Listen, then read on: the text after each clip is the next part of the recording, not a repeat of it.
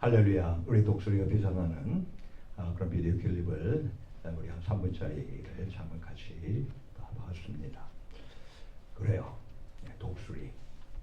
우리 2025년 새해에는 우리의 이미지가 닭이 아니고 메뚜기가 아니고 독수리가 되기를 주의 이름으로 축원합니다. 우리가 이 세상에서 살지만 우리는 하나님의 자녀들이에요. 이 땅의 것을 먹고 사는 송충이가 아니고요. 하늘을 나는 새 가운데서도 가장 뛰어난 독수리예요. 성경을 통해서도 하나님은 바로 하나님의 자녀가 독수리라고 하는 것을 많이 우리에게 알려주고 있습니다. 그래서 우리 모두 2025년에 사단것 하나, 그 모이 하나 더 먹으려고 닭이 막 쪼아대고 하는 것처럼 땅 밑에서만 살지 마시고 우리 모두 비상에서 하늘에서 독수리와 같은 놀라운 삶을 살게 되는 우리 모두 되기를 주의 이름으로 축원합니다. 자, 이 시간에 우리 같이 나눌 하나님의 말씀은 이사야서 40장 27절부터 31절까지의 말씀입니다.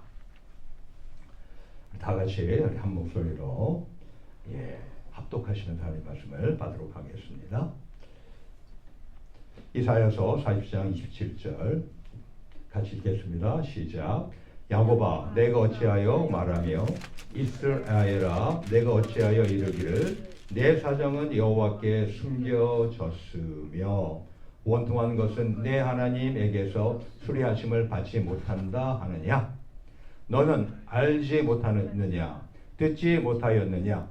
영원하신 하나님 여호와 땅 끝까지 창조하신 자는 피곤치 아니하시며 곤비치 아니하시며 명철이 한이 없으시며 피곤한 자에게는 능력을 주시며 무능한 자에게는 힘을 더하시나니 소년이라도 피곤하며 곤비하며 장정이라도 넘어지며 자빠지되 오직 여호와를 앙망하는 자는 새 힘을 얻으리니 독수리의 날개 치며 올라감 같을 것이요 다른 박질하여도 곤비치 아니하겠고 걸어가도 피곤치 아니하리로다. 아멘. 해피 뉴 이어. 새해 복 많이 받으세요. 우리는요 2025년 이 새해를 맞이했습니다. 우리 모두 새로운 해를 살기 시작하고 있잖아요. 때문에 우리 예전에 약하고 낡은 힘으로 그냥 버티려고만 하지 않으시길 주의 이름으로 축원합니다. 그냥 버티려고 하는 것이 아니라요.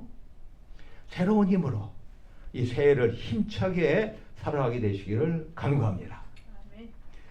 회복되고 갱신된 새롭고 강한 힘으로 힘차게 살아가시기를 축원합니다. 우리 구약의 이스라엘은요 하나님의 백성 즉 선민으로서 하나님의 특별한 은총을 받았습니다. 근데요 이 성경을 더 읽어보면요, 자 여러분들 우리 1월 한 달 동안 성경 읽기의 달이죠. 근데 처음에 우리 읽을 때 구약 읽잖아요. 근데 구약을 읽을 때 방금 얘기한 것처럼 하나님의 백성으로 하나님이 이스라엘 백성을 택했다는 것을 여러분들이 확인할 수가 있습니다. 근데 거기서 이제 신약으로 넘어가면요, 그 다음에 어떻게 된다고요? 그래서 여러분들 보고 이번에 성경을 읽으라고 하는 것입니다. 성경을 반드시 우리 모두 읽기 시작하시는 가운데 하나님의 뜻이 무엇인지를 더욱더 확실하게 우리가 눈으로 확인할 수 있고 내 마음으로 받을 수 있는 우리 모두 되기를 주님으로 축원합니다. 그래서 이 신약적으로 넘어가게 되면요, 우리 그리스도인들이 등장하죠.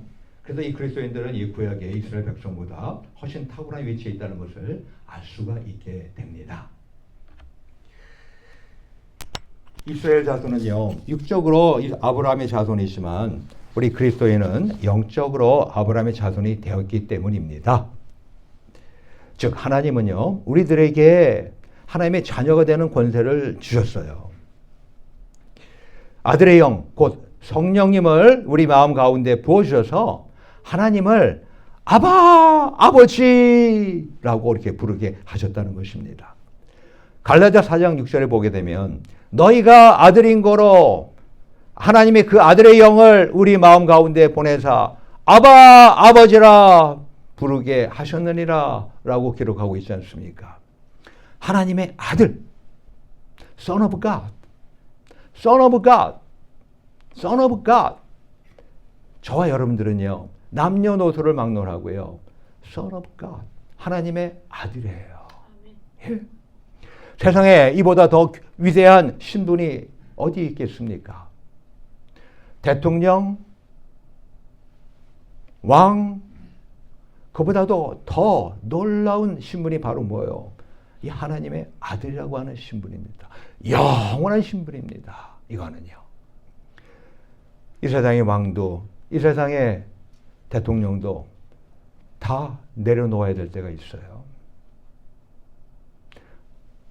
다에 의해서, 때로는 죽게 되면서 다 내려놓게 되어 있잖아요. 근데 우리가 하나님의 아들만큼은 어떻습니까? 이 땅에서도 하나님의 아들로서, 그리고 저 하늘나라에 가서도 하나님의 아들로서 우리는 영원토록 놀라운 그 신분 가운데 살아가게 되어 있다는 것입니다. 자, 근데 그럼에도 불구하고 우리 신앙인들이요, 이 세상을 늘 이기며 살아가지 못하고 있는 연약함이 많지요. 우리 오늘 기도인도 하신 분도 기도하는 가운데서 그렇게 고백도 했지만요, 질병으로 고생할 때도 있습니다. 그리고 경제적인 위기를 만날 때도 있고요. 또 가정적으로 혹은 인간관계의 어려움을 당할 때도 있습니다. 어제까지 형통하다가 오늘 와서 형편이 반전되기도 합니다. 또 요즘처럼 이 생존 경쟁이 극심한 시대에는요, 하루하루가 그야말로 살얼음판입니다. 사람들은 격투기 선수처럼 살벌합니다. 그러다 보니까 마음에 여유가 없어요. 쫓기듯이 살아갈 때가 많습니다. 나이가 들어갈수록 더욱 무력해져요.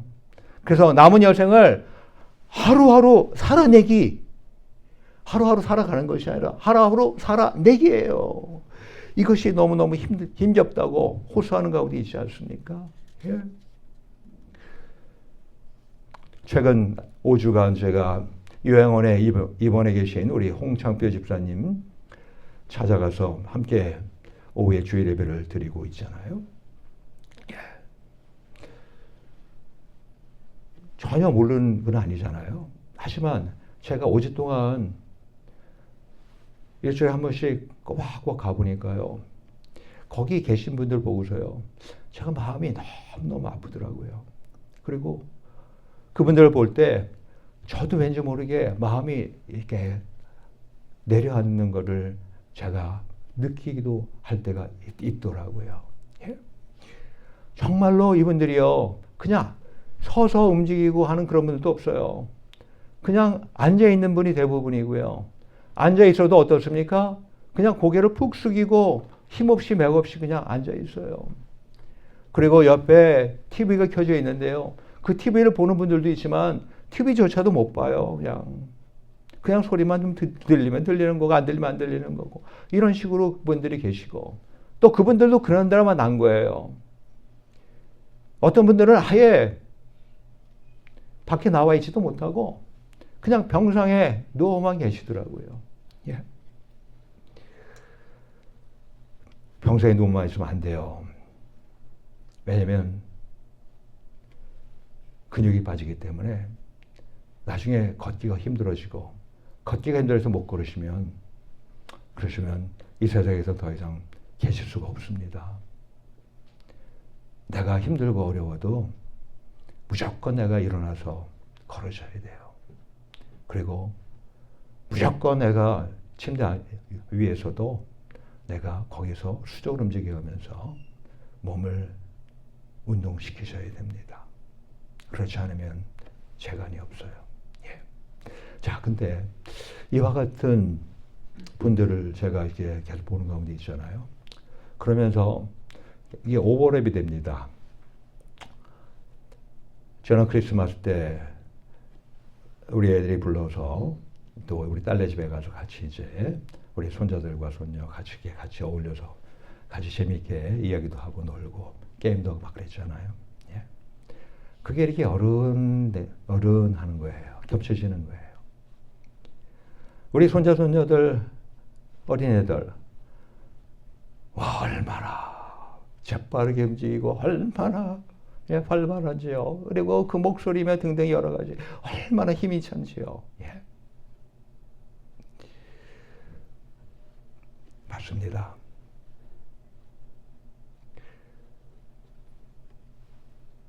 근데 알 것은요, 저와 여러분들은, 우리 신앙인들은요, 언제든지 새 힘을 얻어가지고 우리는 힘차게 살아가야 됩니다.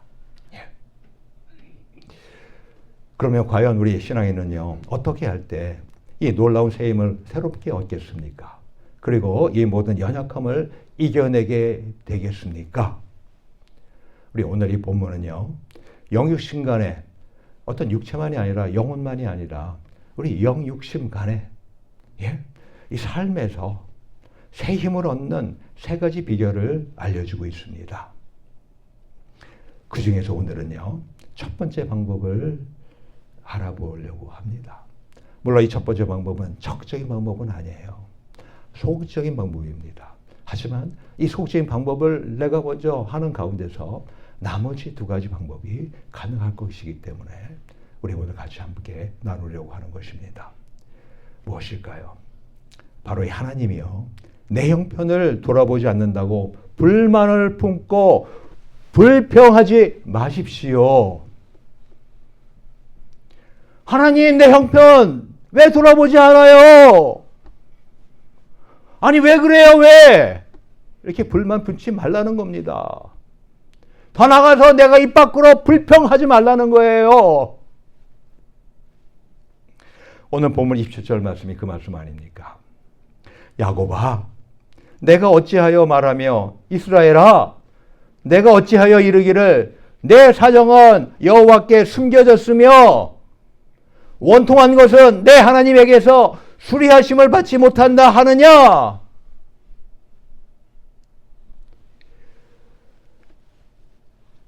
영어로 보면은 더욱더 그 뜻이 분명해지는데요. 컴플레인 하느냐? 왜 컴플레인 하느냐라는 겁니다. 예? 그리고 너 자꾸 왜 나에게서부터 이렇게 숨겨졌다고 그렇게 말하느냐? 그리고 자신은 하나님으로부터 없이 여김을 받고 있다고 그렇게 불평하느냐라고 하는 뜻입니다. 이스라엘 제국 백성이요, 이 바벨론 제국의 포로로 잡혀간 지가 두세 대가 지난 때였습니다. 바로 그 상황을 지금 이사야가 예언하고 있는 거예요. 그들은 그래서 이 포로 생활에 지친 나머지요, 하나님이 그들의 사정을 돌아보지 않으신다고 불평했습니다. 불만을 품었습니다. 하나님에게 부르짖어도 아무 응답도 없다고 불평했다는 것입니다. 자, 우리가 인생을 살면서 경험을 통해서 우리가 알듯이요, 이 고난의 시기가 너무 길면요, 낙심하기가 쉽습니다. 마치 하나님이 우리에게 얼굴을 가리시고 보이시지 않는 것처럼, 우리에게 전혀 무관심하신 것처럼 우리가 느껴집니다. 그리고 그것이 사실인 것처럼 생각을 하게 됩니다. 그럴 때 우리는요, 크게 상심하고 불만을 갖게 되지 않겠습니까? 그렇죠? 그래서 에이 이러면서 말이죠. 에이, 내가 하나님 믿고 예수님 말씀에 따라서 그 은혜 가운데서 내가 살려고 하는데 가만히 둘러보니까 이것저것 안 되는 것도 많고 걸리는 것도 많고 오히려 막 첩첩상중 힘들게 하는 일도 많이 벌어져. 에이, 내가 이제는 그동안 내가 참고 인내했지만 이제는 내가 더 못 견디겠어. 에이, 내가 이걸 차라리 때려쳐야지. 내가 이거 차라리 그만둬야지 하고서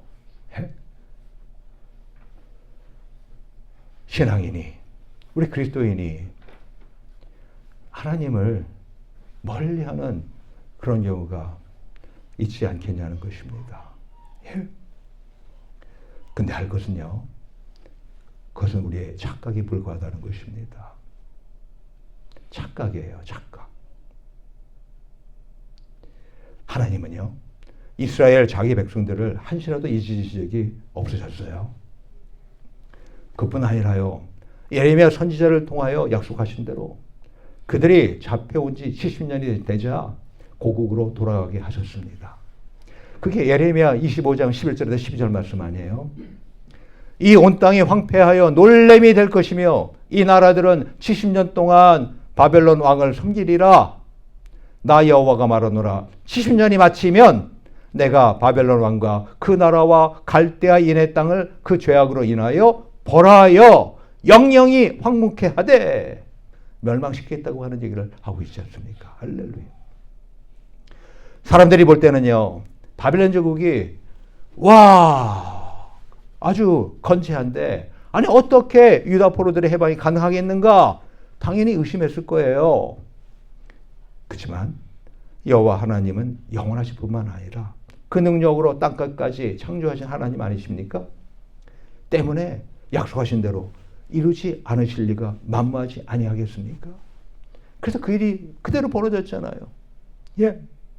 그래서 이 바사에게 그 대제국 바벨론이 일순간에 멸망을 당하고 그 바사의 초대왕 고레스 왕으로부터 말미암아서 모든 이스라엘 백성들이 돌아갈 수 있게끔 그리고 새로 성전도 짓고 할 수 있게끔 그렇게 놀라운 일이 벌어졌던 거 아니겠습니까?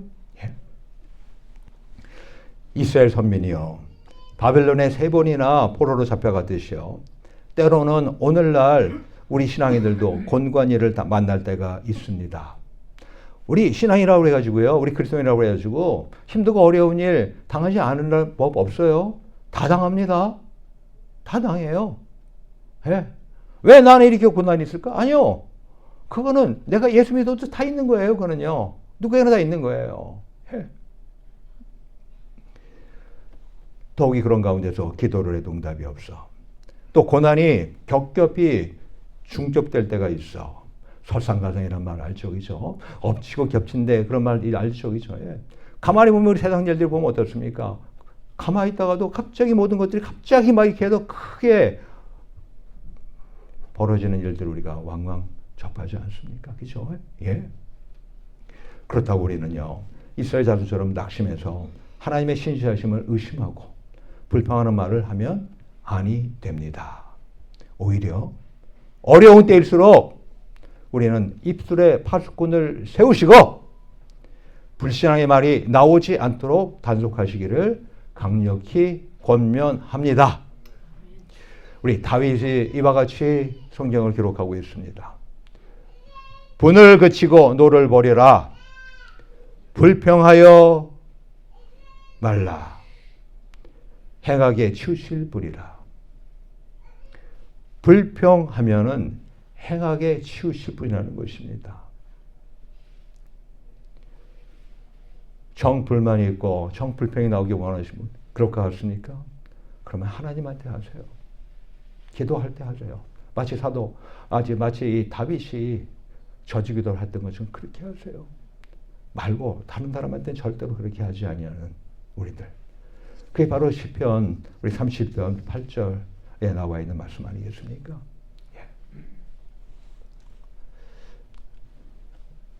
여러분들 욥을 잘 아시죠? 욥. 예. 그 욥이 어떤 경위로 엄청난 고난을 당했는지 혹시 여러분들이 아시는지요? 뭐 여러 이유가 있다고 하겠죠. 그죠?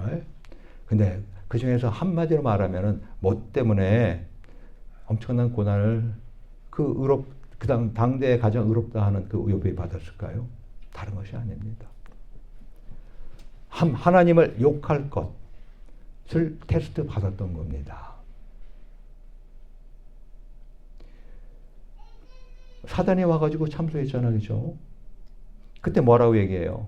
이제 주의 손을 펴서 그의 모든 소유물을 치소서. 그리하시면 정령 대면하여 주를 욕하리이다.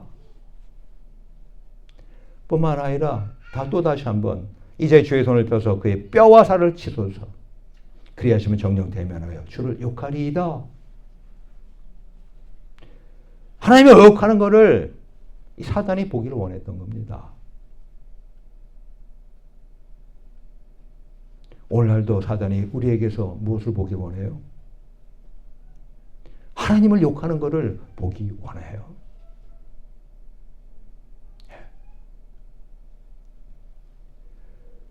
그러나 욥은 어떻습니까? 여러 가지 환난을 만났음에도 끝까지 그의 신앙을 포기하지 않았죠. 나아가서 혹독한 시련 가운데서도 하나님을 원망하거나 입술로 범죄치 아니하였죠. 그래서 이 모든 일에 욥이 범죄하지 아니하고 하나님을 향하여 어리석게 원망하지 아니하리라 라고 우리 욥기 1장 21절과 22절에 나와 있지 않습니까? 심지어는요, 사단이 욥의 아내를 이용합니다. 우리가 신앙생활하면서 잘 아실 것은 뭐냐면 부부가 가장 가깝습니다. 그리고 같이 한 가정을 이루어가기 때문에 한 배를 타고 갑니다. 예? 하지만 알 것은 뭐냐면 가장 귀한 그 관계를 누가 노려요? 사단 마귀가 노려요. 그래서 누구로 인해서 시험 들고 누구로 인해서 어려움을 당하기가 쉽겠어요? 바로 와이프한테, 또 바로 남편한테. 예. 아나 다를까 사단이 어때요? 욥의 아내를 이용하잖아요. 그래서 욥이 하나님을 저주하도록 마구 충동질하였을 때도 어때요? 욥은 입술도 범죄치 않았습니다. 이 모든 일에 욥이 입술로 범죄치 아니하니라. 2장 10절에 그렇게 기록하고 있잖아요. 오히려요, 이 욥은요, 하나님의 때를 기다렸어요. 나의 가는 길을 오직 그가 아시나니 그가 나를 단련하신 후에는 내가 정금같이 나오리라. 예. 이 고난의 때가 반드시 끝날 때가 있을 것을 그는 믿었어요. 그래서 그런 단련하는 때라고 하는 것을 그는 알았어요. 그래서 이 단련하신 후에는 어떻게 된다고요? 내가 정금같이 나오리라. 금 가운데서 정금 99.999%. 예? 그래서 그는 그전과는 전혀 다른 셈을 얻었습니다. 질적으로 새로운 영적 변화의 축복을 받았습니다. 이 본문에 이 셈을 얻고 라고 하는 그 손구는요, 우리 히브리 원어를 보게 되면요, 새라고 하는, 하다시라고 하는 그런 단어를 사용한 것이 아니에요. 예? 여기에는 하다시라고 하는 새로운 이런 단어를 사용한 것이 아니라요, 날개의 깃털들을 새 것으로 바꾸다라고 하는 그러한 원어를 사용했습니다. 즉, 신앙적으로요, 영적으로 욥은 이 고난을 통과하면서 나중의 삶이 처음의 삶보다 보다 원숙하고 출중하게 되게끔 했다는 것입니다. 그래서 욥기 42장 5절에 보면 이와 같이 고백하잖아요. 내가 주께 대하여 귀로 듣기만 하였었더니 이제는 눈으로 주를 배움나이다. 할렐루야.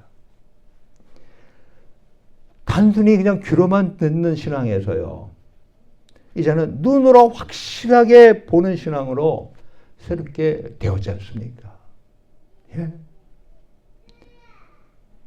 이와 같은 놀라운 영적 축복이 여러분들 모두에게 고난을 통과하는 가운데서 있게 되기를 주 여러분으로 축원합니다.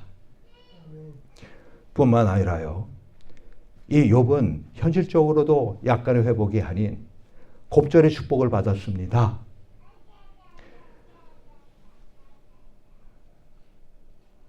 정확히 처음에 가졌던요, 소유에 대한 복의 곱절을 받았어요. 또 자녀들도요, 처음에 가졌던 것보다 2배로 받게 됐어요. 근데 성경을 보게 되면은 그 전에 10명이었고 또 이 그 후에도 10명이에요. 남자가 7이고 여자가 3입니다. 근데 원래 이 구역적인 견해에 의하면 죽은 자녀들은 없어진 것으로 여기지 않았어요. 그대로 그의 자녀 수에 포함시켰어요. 때문에 욥은 자녀 또한 모두 20명.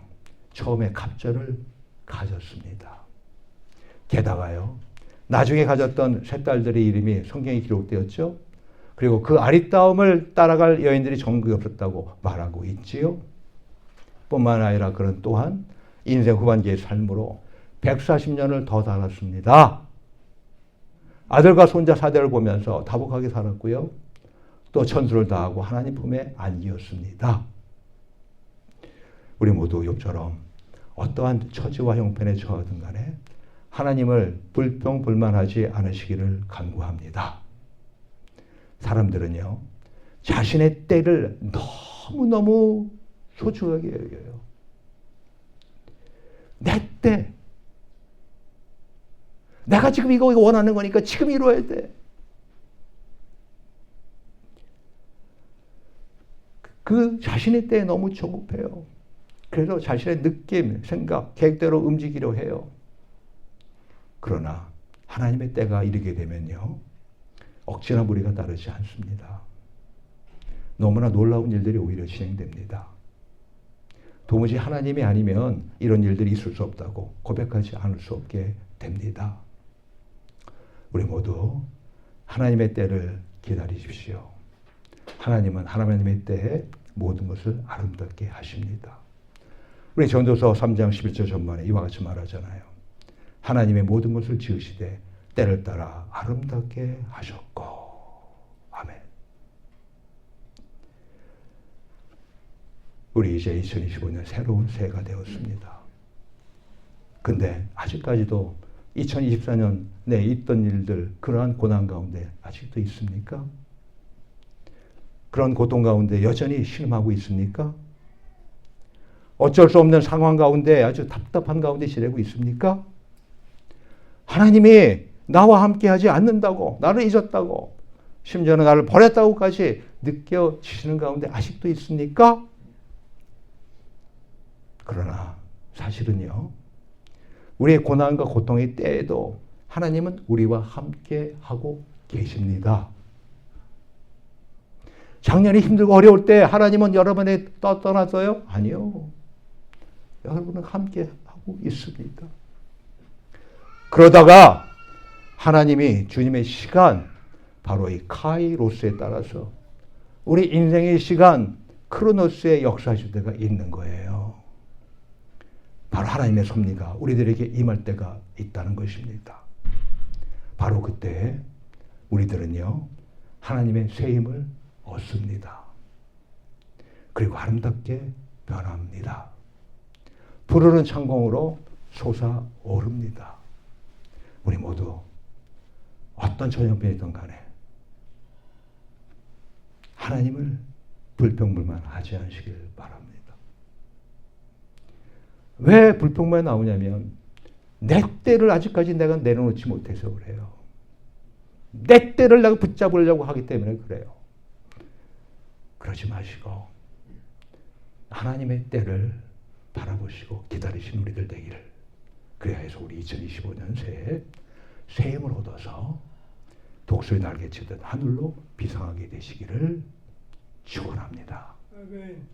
이 시간 우리 같이 기도합시다. 이 시간 우리 하나님 앞에 기도합시다. 하나님 앞에 기도합시다. 2025년 새해예요. 2024년이 더 이상 아니에요. 지나간 헌해가 아닙니다. 낡은 해가 아닙니다. 이제 새로운 해입니다. 새로운 시작입니다. 우리 모두 하나님을 의지하는 가운데서, 하나님의 때를 바라보는 가운데서 우리가 지내는 가운데 욥처럼 새 힘을 얻은 우리들, 우리의 믿음이 확 새롭게 될 뿐만 아니라 우리의 영혼에 힘이 생기고 더 나아가 우리의 마음과 우리의 육체까지도 또 우리의 생활까지도 힘을 얻는 우리 모두가 되어야 되지 아니하겠습니까? 이 시간 우리 같이 기도합시다. 혹시 내가 아직까지도 하나님께 대해서 또 사람에 대해서도 불평불만이 있으시면 이 시간에 내려놓도록 회개하게 하시고 또 나아가서 이제 온전히 주님만을 바라보는 우리들 되게 해달라고 이 시간 우리 다 같이 기도하며 가겠습니다.